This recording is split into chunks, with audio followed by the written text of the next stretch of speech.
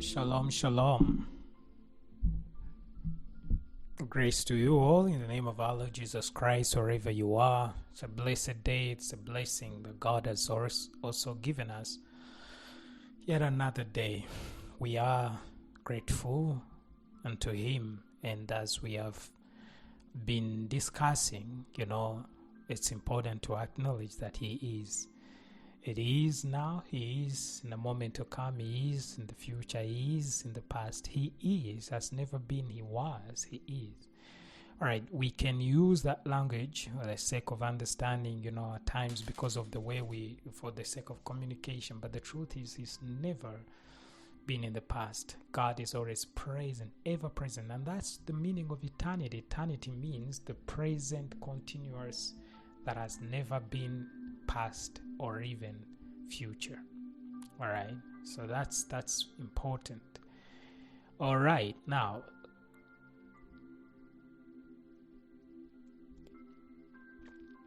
I want us to look into what we have been talking about again in Exodus chapter 3.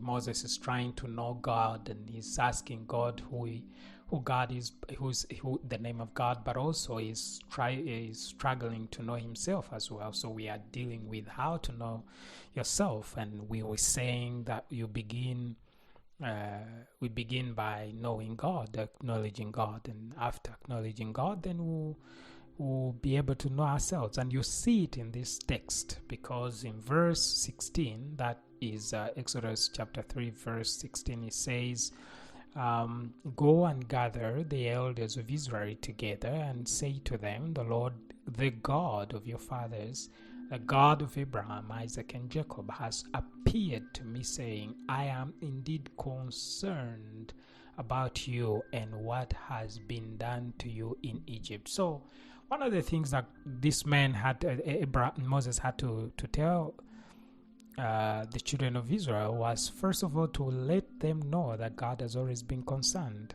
And of course, in their minds, God was not concerned. And this happens to many of us when we think like, does God care? Does He care? Because of many things that we cannot explain. Of course, most of the time, it's because we cannot understand these things. It doesn't mean that they don't have meaning. They have meaning, but many times we are not, we don't understand, simply don't understand, and we conclude with our own perceptions as in our own limitations, and most times it's contrary to the truth. But God is saying, and He knows why He's telling them this. He says, gather the elders of Israel together and say to them, because it's important to begin with the elders of Israel. You see, you can never reach out to the people without first reaching out to their leaders or gathering their elders. So the Lord, the God of your fathers, the God of Abraham, Isaac, and Jacob, has appeared to me, saying, I am indeed concerned about you and what has been done to you in Egypt. Wow.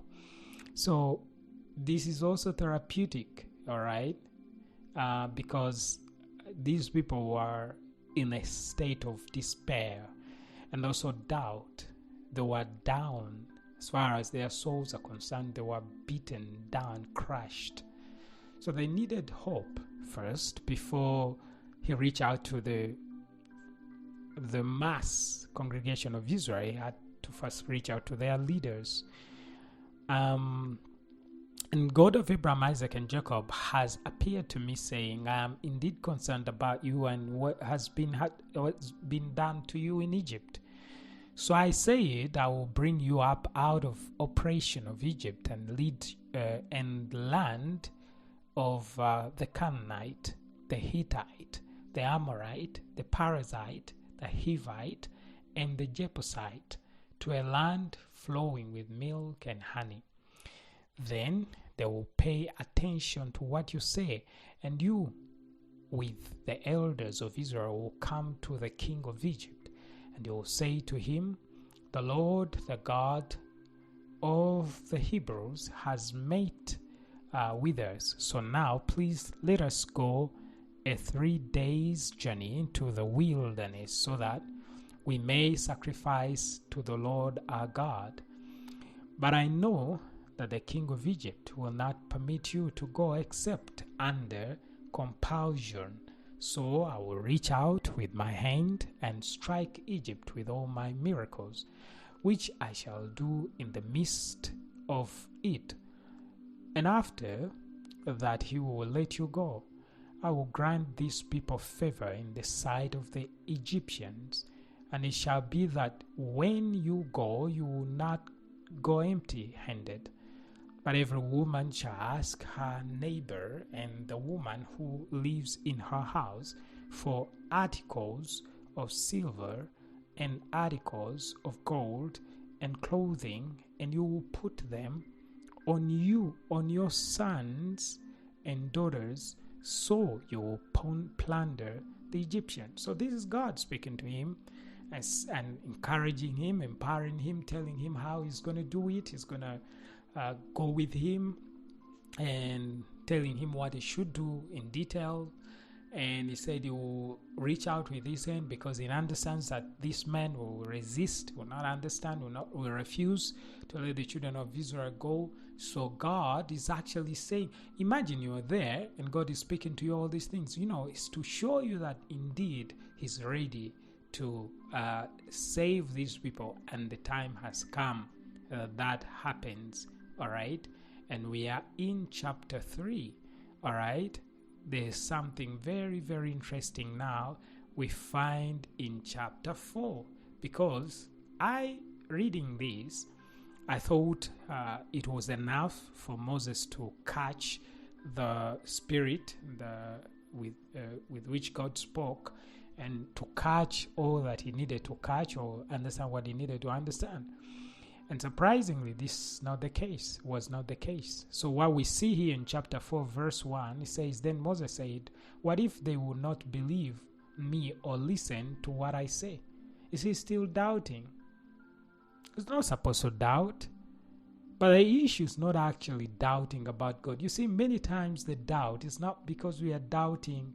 We doubt ourselves because we don't know God. Even what God has tried to say, it had not sunk yet.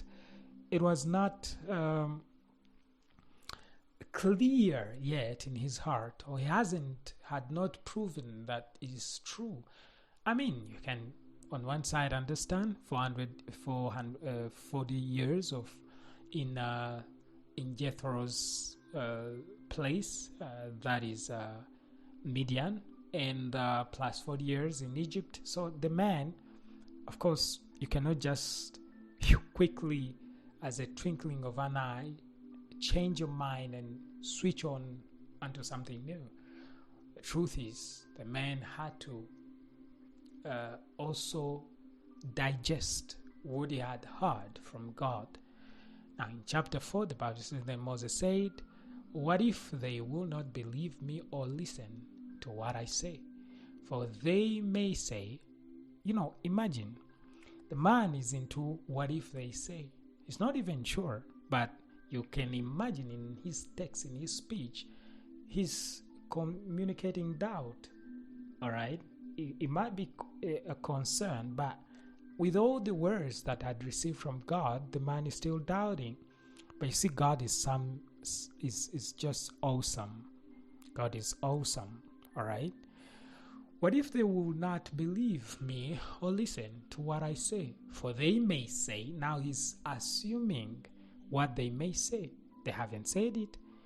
And he's not even smarter than God. God has already seen, or had already seen what they will say. And that's why he was trying to tell Moses that, you see, I'll be with you. I'll do wonders, miracles, signs there. And that, God knew it is enough to ensure that the children of Israel are free.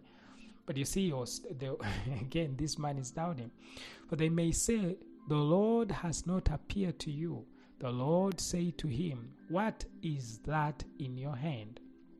So you see, when he was talking about what they may say, God said, okay, now the issue here is not just what they will say and whatever the Moses was trying to ask God, but he understood this man doesn't know the power of what God had just said. And so he's now going to reach out to him in order to help him know himself. He says, "What is that in your hand?" And he said, "A staff." Then he said, "Throw it on the ground." So he threw it on the ground, and it turned into a serpent. And Moses fled from it. But the Lord said to Moses, "Reach out with your hand and grasp it by its tail." So he reached out with his hand and caught it, and it turned into a staff in his hand, so that they may believe that the Lord, the God of their fathers, the God of Abraham, the God of Isaac, and the God of Jacob, has appeared to you. So what God did, he did a miracle. And the miracle was not necessarily in the hands of God, but God wanted to show Abraham something. You see, this is the staff he carried along with him for 40 years. Remember, he was a shepherd. And this staff, he was familiar to it, all right? And he never thought there was anything special from that staff, that rod. And so God is saying, well, it's time that I reveal you now what you have, because in discovering yourself, you might underestimate what you have, what you carry, all right? And so he says, throw it down. He threw it down, and it turned into a serpent, and the man fled. He ran away. But God said, don't run away, come back and pick it. So he picked it and turned back into a staff. All right, so God was showing him something. Like I said, for 40 years, this man had this staff, but he never knew what that staff is capable of. All right, now when God is revealing himself to you, or helping you to discover yourself, he shows you what you already have and what has given to you. The things that you carry, the things that you have. Again, this man had it all this time. He didn't know he had such a wonderful staff or a wonderful rod that can turn into a serpent. And not just any ordinary serpent. Of course, we know the story when he went there. The staff was so special. This serpent was so special.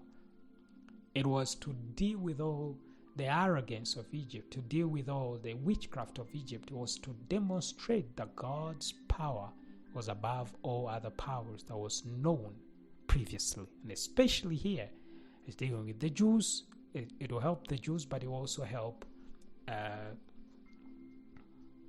the Egyptians, to be specific, Pharaoh, to change his mind because of what the serpent meant. Probably I will talk about that later. But rest, we should see that God is trying to show himself to Moses through what Moses already possessed. Well, could it be that we have certain things that we don't understand? Of course.